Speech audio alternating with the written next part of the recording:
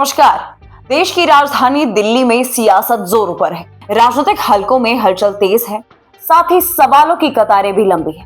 दरअसल बात यह है कि आम आदमी पार्टी के राष्ट्रीय संयोजक और दिल्ली के पूर्व मुख्यमंत्री अरविंद केजरीवाल दिल्ली शराब नीति मामले में कोर्ट से बरी कर दिया गया है। उनके साथ पार्टी के वरिष्ठ नेता मनीष सिसोदिया को भी राहत मिली है। लेकिन वहीं दूसरी तरफ जैसे ही केजरीवाल का रोने वाला वीडियो सोशल मीडिया पर वायरल हुआ, उससे ही लेकर के सियासत जो है वो तेज हो गई। आम आदमी पार्टी के पूर्व नेता और राजनीतिक विश्लेषक आशुतोष ने अरविंद केजरीवाल पर तीखे तीर छोड़ दिए।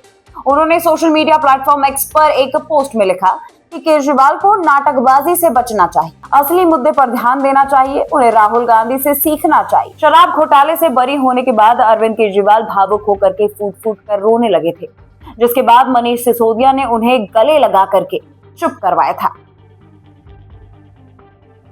कोर्ट से बरी होने पर उन्होंने कहा कि केजरीवाल भ्रष्ट नहीं है, मैंने केवल अपनी जिंदगी में ईमानदारी कमाई। उन्होंने झूठा केस लगाया और आज ये साबित हो गया। कोर्ट ने कहा कि केजरीवाल कट्टर ईमानदार है, मनीष सिसोदिया कट्टर ईमानदार है, आम आदमी पार्टी कट्टर ईमानदार है। उन्होंने कहा कि पिछले कुछ सालों से भारतीय जनता पार्टी शराब घोटाला कर रही थी और हमारे ऊपर आरोप लगा रही थी। आज कोर्ट ने सारे आरोपों को खारिज कर दिया, जितने भी आरोप थे सबको बरी कर दिया। केजरीवाल ने कहा कि हम हमेशा कहते थे कि सत्य की जीत होती है, हमें भारतीय न्याय प्रणाली पर भरोसा है। मैं जज साहब को बहुत बहुत शुक्रिया अदा करता हूं, जिन्होंने हमारे साथ न्याय किया। सत्य की जीत हुई। मैं हमेशा कहता था कि भगवान हमारे साथ है। दोस्तों, केजरीवाल ने कोर्ट से बरी होने के बाद कहा कि पीएम मोदी और केंद्रीय गृह मंत्री अमित शाह ने मिलकर के आजाद भारत का सबसे बड़ा राजनीतिक षड्यंत्र रचा। आम आदमी पार्टी को खत्म करने के लिए पार्टी के सबसे बड़े 5 नेताओं को जेल में डाल दिया। उन्होंने कहा कि मौजूदा मुख्यमंत्री को उनके घर से घसीट करके जेल में डाला गया। पूरा फर्जी केस था, हमारे ऊपर कीचड़ उछालने का काम किया गया। उन्होंने कहा कि आपको सत्ता चाहिए तो अच्छे काम कीजिए।